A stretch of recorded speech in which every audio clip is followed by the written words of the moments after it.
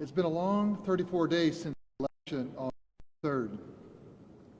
We have now counted legally cast ballots 3 times, and the results remain unchanged. As Secretary of State, I have worked to secure the vote for all Georgians.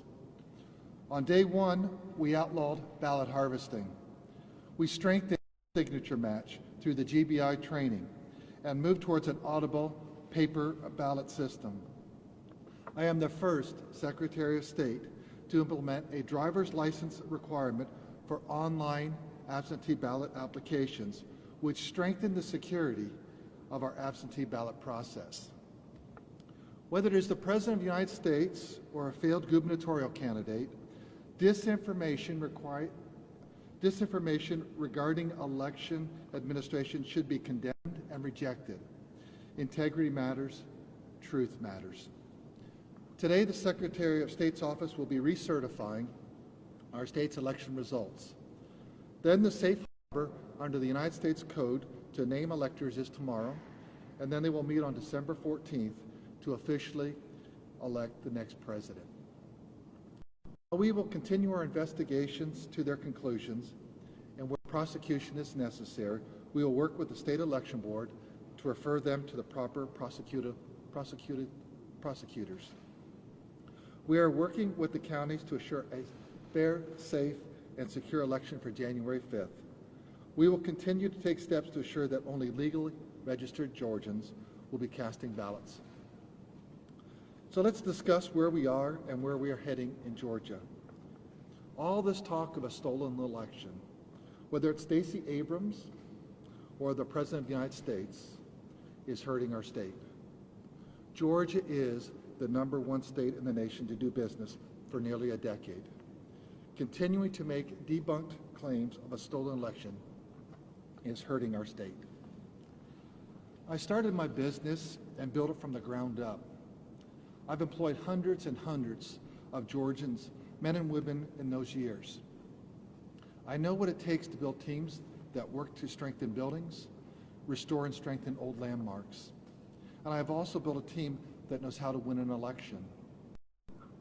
I also have built a team that knows how to run and oversee elections.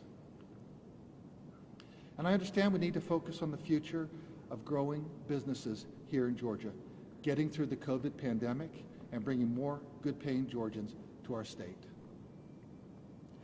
The vast majority of Georgians, Republicans and Democrats, want us, all of us, as elected officials, to focus on protecting and growing Georgia jobs, getting the vaccine out as efficiently as possible, and getting back to normal. The focus on November 3rd is drawing energy away from those goals. The President has his due process rights, and those are available to him. It's time we all focus on the future and growth. I know there are people that are convinced the election was fraught with problems, but the evidence, the actual evidence, the facts tell us a different story. Business owners across Georgia know it's time to focus on the future. Georgians have serious issues that need to be addressed. I am looking forward to a great Christmas time and then a good legislative session where we'll have our elections bill brought forward. It'll be a major reform of our election processes where I will work with the legislature, the governor, the Lieutenant Governor Duncan, and we can all work together to help all of our businesses and make Georgia an even better place to do business so that each and every Georgian can get a good job or those brave entrepreneurs can start their next small business. It is now time to direct our energies towards the January 5th runoff election and then to making Georgia an even better place to grow your businesses, raise your families, and enjoy prosperity here in Georgia. Thank you.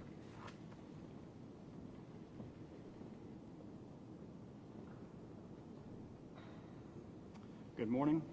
I didn't bring my computer today because we only have a few numbers to go through. First, as the Secretary pointed out, we will be recertifying today. We are waiting on the County Elections Board meeting in Coffee County.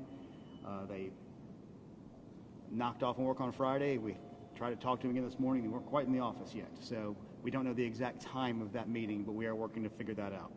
As he pointed out, the safe harbor is tomorrow, so we still have time to have the bills of ascertainment sent to D.C. so the electors can be sat properly. All right, moving on to the January 5th election. So far, we have 1,037,172 absentee ballot. I've talked too much the last week, guys.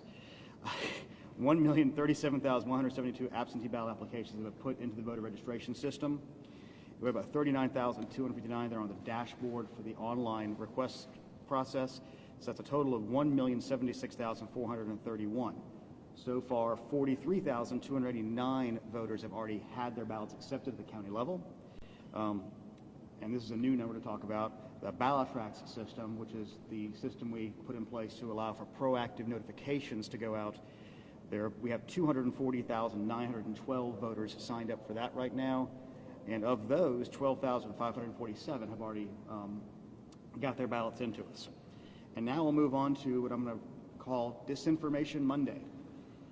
Out of the gate, many of y'all saw the videotape from State Farm Arena. I spent hours with our post-certified investigators, Justin Gray from WSB, spent hours with us going over this video to explain to people that what you saw, the secret suitcases with magic ballots, were actually ballots that had been packed into those absentee ballot carriers by the workers in plain view of the monitors and the press. The reason they were packed away is because they were under the misbegotten impression that they were getting to go home, which if you notice, when you go back to see the videos on this, they were packing these things up 10:30 at night. You see some of the same people there at 7 and 7:30 and 8 o'clock in the morning setting up those tables. They had been there all day long. They were tired and wanted to go home, and they thought they could. What happened around that time, for many of you who were with us on election night, saw the secretary leaving around a similar time. We had heard that they were knocking off for the day, and he was understandably not happy with that and made that very clear, I think, on the way out the door. So our elections director for the state called the Fulton County elections director, Rick Barron, who was at the English Avenue warehouse doing election day activities, not at State Farm Arena, and said, "Why are y'all knocking off?" And he basically said, "What do you mean we're not knocking off?" And he goes, "Well, from what we understand at State Farm, they are." So Rick got off that phone call. Then you see Ralph Jones at State Farm Arena getting a phone call around that time as he's literally with blue seals in his hand to seal up these containers. And you can see his shoulders kind of slump for a second. Then he goes over and does some more work on the side, I think ginning up the courage to go tell these workers who had been there all day, "Hey guys, we have to stay here longer to keep scanning at least the batches we have." So you can watch all this happen. You can see it from the beginning to the end. We watched the beginning of that thing, and let's be clear. There was no water main break. There was a urinal that they turned off during the downtime to State Farm because there's no events going on there, and it had a little slow leak that came over the side. We have the videotape, and we're working to get this videotape online, but it's 80 gigabytes, and we don't really have a tool to let y'all run through it all right now. We're trying to figure that out right now, so we got it into manageable bites of the most important parts of the day. That should be hopefully online today or tomorrow. So you'll see when they walk in and they see the obvious water leak on the floor. You will see when they move all the stuff out of the way. You will see the Zamboni little carpet dryer thingy driving around. I mean, you can see all these things happen. You can see the table get put in place. And what's really frustrating is the president's attorneys had this same videotape. They saw the exact same things the rest of us could see, and they chose to mislead state senators and the public about what was on that video. I'm quite sure that they will not characterize the video if they try to enter it into evidence, because that is the kind of thing that could lead to sanctions, because it's obviously untrue. They knew it was untrue, and they continue to do things like this. So that's one. Ware County. There are no seized machines in Ware County. Not true. Did not happen. There was a written report from an activist who says the hand count was 37 off. It was. He says the only reason it could be off is because of an algorithm in the machines, which is ridiculous. What have we been saying since the beginning? The most obvious fault point in any of the system is the human beings who are counting them. Again, it was 0.26%. That's pretty close, especially when all the studies show you expect a 1 to 2% differential on hand-counted ballots. And if you take that math, and that biggest part of the hand-counted ballots that you could have problems on is the mail-in absentee. If you look at 25% of 1 to 2%, what does that get you? About 2.26%. So that's well within the normal range. There is no algorithm proof. There are no seized machines. I believe some people are trying to conflate this with some of the machines being inspected in Michigan. but that's just not the case. And then specifically, a United States congressman sent this disinformation out on his Twitter. He wrote it himself. Again, it's irresponsible. I was the campaign manager years ago in 1994 for the first Republican to get that 10th district seat. He would never have acted that irresponsibly, and I'm frustrated that we continue to see people who are put in positions of responsibility sending out this disinformation and undermining the electoral system. Okay, another one. Jen Jordan and Elena Parent did not get on a plane to go count votes in Pennsylvania. Okay, they basically said, here's a picture of a blonde woman in a mask. Here's another picture of a blonde woman in a mask. Obviously, there's a conspiracy where Democrat state senators are counting ballots in Pennsylvania. It's ridiculous. I can't believe I have to keep on standing here and saying these things, but I do. And so, there is no algorithm. The 5 million ballot hand count proves there's no algorithm switching votes. Is there any of the disinformation I missed over the weekend, guys? Justin, I'm not sure. Yeah, we're getting the same message this year. So Yeah. the one I'm hearing over and over is a woman scanning ballots over and over and over again. Can you explain whether the machines can count a ballot 3 times? Well, if it counted it 5 times, guess what? It would have shown up in the hand count. Because if you do the same batch, and let's say, I don't even know how many there were, 100, 200, whatever it was, and you'll see you do it 3 times, they would have been 600 off on that on the hand count. They weren't. I mean, it's just, as I've said, and y'all have heard me say it before, it's like a ridiculous game of whack-a-mole. You just keep on finding the next one, and it kind of we're now at the point where they've recycled them. They're going back to the algorithm thing that they've been debunked before. So, all right, what other questions we got? Yes. Yeah. Again, we all know how it works, but if you can explain, I think some people don't understand that there is a ballot that prints out to the machine, and that's how you have the Okay. There's 2 different types, well, there's 4 different buckets of 2 different types of ballots, and let's go through those right now. You have the traditional hand-marked paper ballots, which we're all used to. They were kind of like the old Scantron sheets when we took our SATs when we were in high school and stuff, where you bubble something in. And in this state, those cover the provisionals, occasionally the emergency ballots if you don't have the regular ballots going, and then the absentee by mail. That's one. That's about probably 25% of our overall votes. About 75% of our votes come from the ballot marking device, which was the new tool that the legislature adopted in a bill in 2019 that we had a state procurement under. There were 3 bidders. Dominion Voting Systems won that bid process. There was no challenge to that bid process, meaning it was a very clean bid process. And we began the deployment of those that summer, and we made the initial delivery deadline of Valentine's Day of 2020. That machine, you take a screen, before you check in on a device that has nothing to do with the voting machines. This is just to identify you and then give you a card to give you your ballot on the ballot marking device. You insert that card, it then brings up your ballot on the screen. You then make your selections on that screen, and when you are done, you'll say, print ballot. You print the ballot, it comes off an HP printer. You can look at that ballot, assure that your choices are the choices you intended to make. And then you take that to a completely different machine. It's a scanner that's in the polling location. You can have 1 or 2, occasionally 3 scanners in there, and you drop it into that. You can watch it the counter go up to 1 extra as your ballot goes through. And at that time, it tabulates it on there, and it takes an image of your ballot. So we have 2 things that's capturing on that. And then from there, the memory cards from those are taken to the central location where they have their central election management system to tabulate all and aggregate all the ballots together. So there is an artifact of where the voter made a choice that exists, and by law, it has to be held for another 2 years. Under Georgia law, I think 22 months under federal law. So, and that's what we use for the hand retally. Those are the same ballots we use for the recount that we are recertifying today. Does that cover your question? Yeah. There is a lot of questions about signature audit. I know you guys are going to do signature audit and signature check. There's a lot of misinformation going around that this ballot envelopes have been destroyed. That is not the case. Yes. The ballot envelopes under the same laws that keep the ballots alive also have those for 2 more years. And there will be, Governor Kemp and Secretary Raffensperger are working together. We're going to be bringing in the GBI as handwriting experts to go over those specific counties where there are specific allegations about any issues around the signature match with the absentee ballots. But that is not a statewide, signature audit. Because one of the remedies asked for in the Powell lawsuit is if there's a certain percentage, they don't really say what, that don't match, and it's a subjective measure. As we all know, everybody's ballot signatures can change.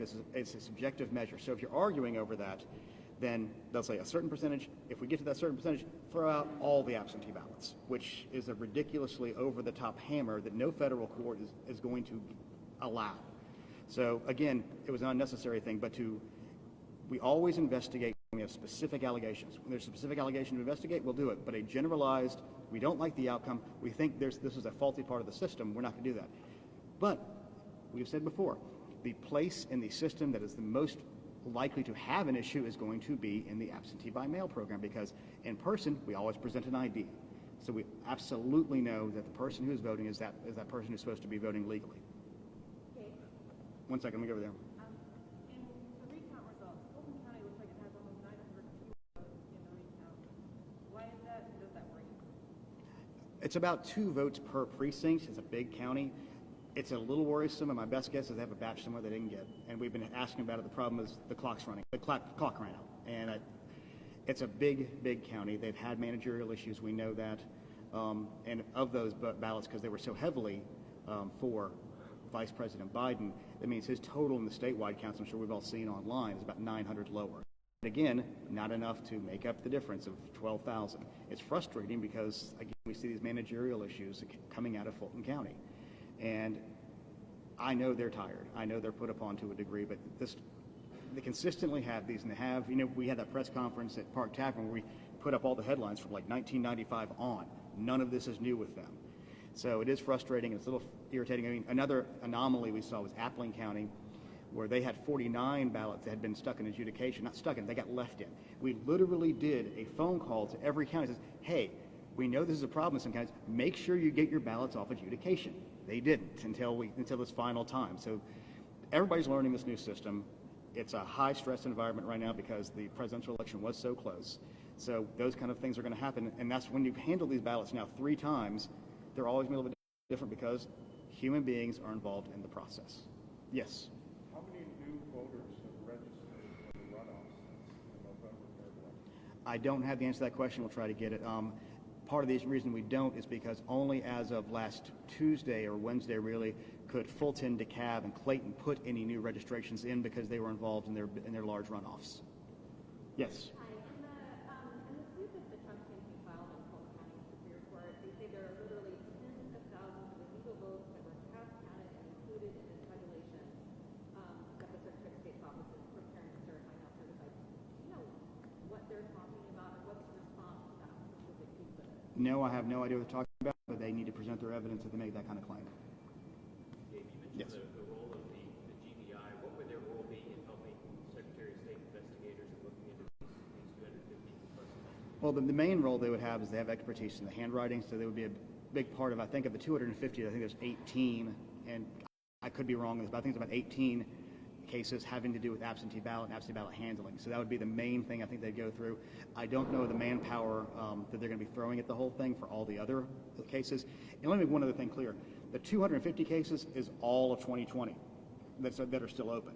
From November on is a lower number, a subset. I will try to get that number to y'all because I know people are saying they all came out of general election. That's not exactly true. It was 250 for all of 2020. And it's probably my fault because I put the Excel spreadsheet and grabbed everything from 2020 and did a count. So I'm going to go back and do that again to get the subset proper. Yeah, Justin. 2 questions, one for me and for another reporter, if that's okay. That's fine. The one for me is about that gap that we keep hearing about that you say is about an hour before we started counting, before your observer got back.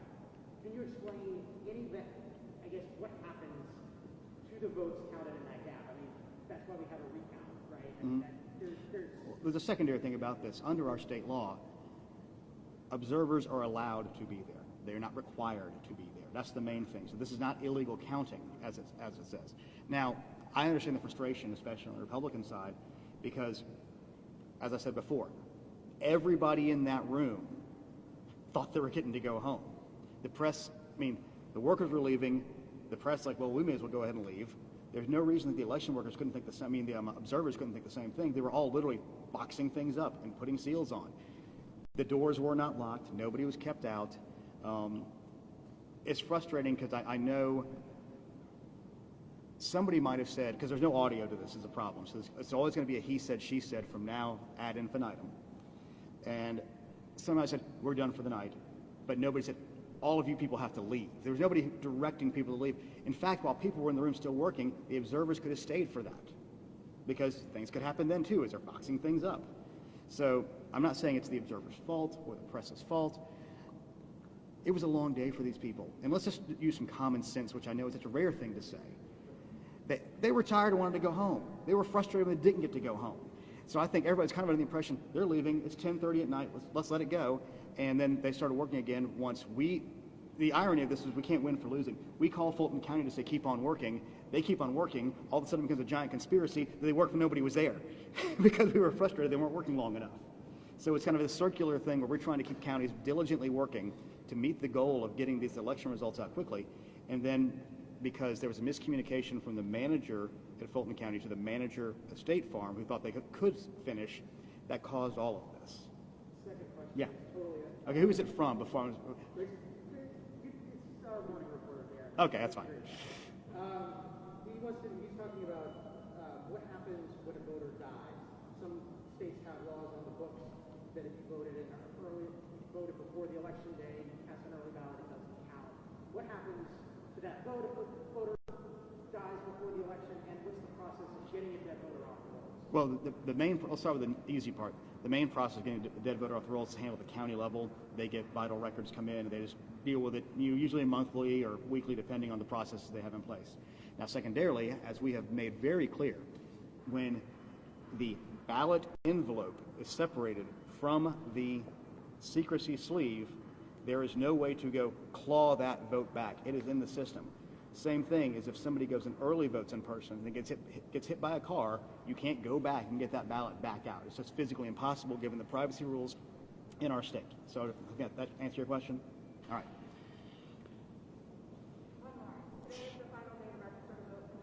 Today is the final day for Georgians to register to vote in the January 5th runoff election.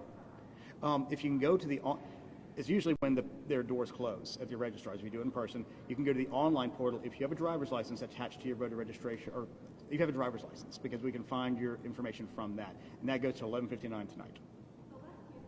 Yes. Are these certified now, or what time do you expect to certify? As I pointed out in the beginning, we're waiting for Coffee County to do their certification, and they took the weekend off, and I talked to somebody who talked to the county commission chairman who hasn't been told yet when they're having the elections board get together to do that certification. So today? It has to be today. It will have to be today. How will we know are you guys going to send out a press release when it's certified? Yeah, it probably will. All right, anything else? All right, thank you all.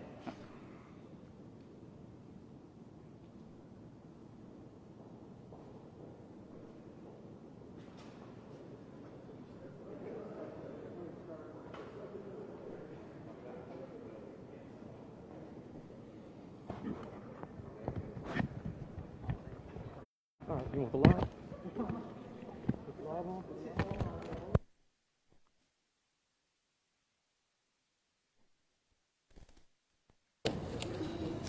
I've got this interview from like 2 months ago.